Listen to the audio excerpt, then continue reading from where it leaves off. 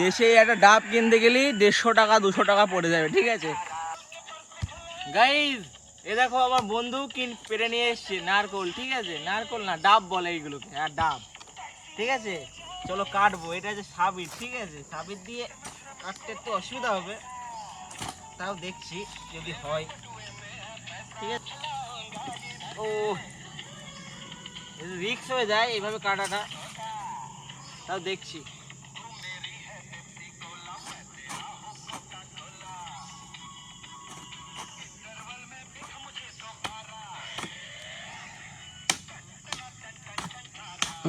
पानी छोड़ दिया क्या?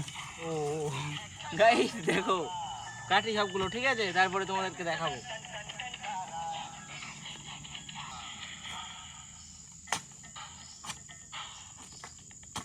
এইভাবে কাটাটা অনেকটা রিস্ক হয়ে যায়, তাও কিছু করার নেই, যে ফল বের করে তার কাছে রয়েছে পারাং, অনেক দূরে রয়েছে, ঠিক আছে। তো এখন তো খেতে হবে না, শরীর দেখো পুরো ভিজে গেছে কাজ করতে করতে।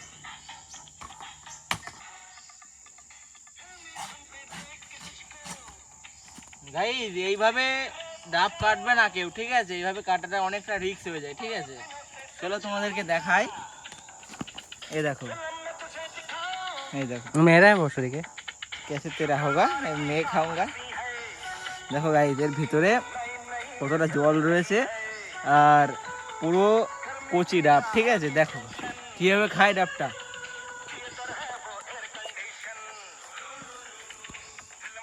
ভীষণ মিষ্টি গাইস, ভীষণ মিষ্টি।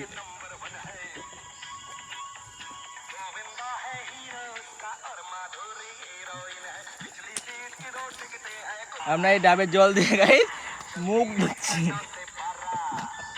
চলে আসো মালয়েশিয়ায় ভাই, লাইক কমেন্ট শেয়ার করে দেবে ভিডিওটা।